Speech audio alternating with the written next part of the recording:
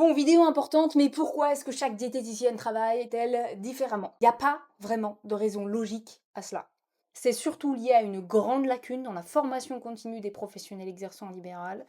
C'est particulièrement vrai pour la prise en charge de l'obésité. Et pourtant, il existe des recommandations officielles auxquelles nous devons nous adapter en proposant des protocoles validés scientifiquement et non pas des techniques aléatoires que l'on estime intéressantes ou non selon notre ressenti. Ça, c'est pas de la nutrition. La nutrition, c'est de la science. Et là, j'aborde un vrai problème, hein. Le diététicien, il est tenu à une obligation de moyens et non de résultats. Cela signifie qu'il doit mobiliser toutes ses ressources et compétences dont il dispose pour accompagner la personne, mais aussi reconnaître quand la situation d'un patient dépasse ses champs de compétences. Et ça, c'est essentiel pour être un bon soignant. Ce manque de cohérence qu'on peut observer entre les soignants, ce sont les patients qui en souffrent.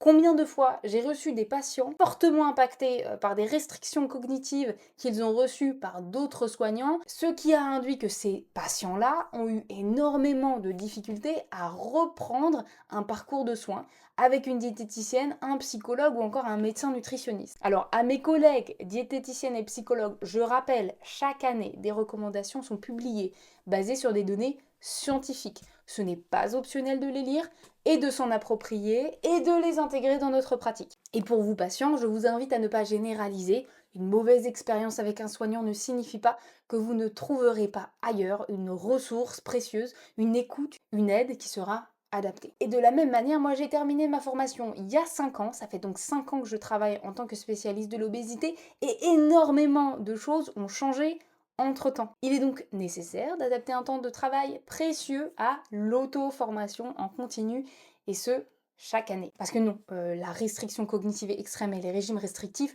ne fonctionnent pas. Oui, c'était ce qu'on faisait dans les années 2000, les années 90. Aujourd'hui, en 2025, il faut arrêter ce genre de pratique parce que tout simplement, ça a 5% de réussite, ce qui n'est pas suffisant du tout pour continuer d'utiliser ce genre de protocole.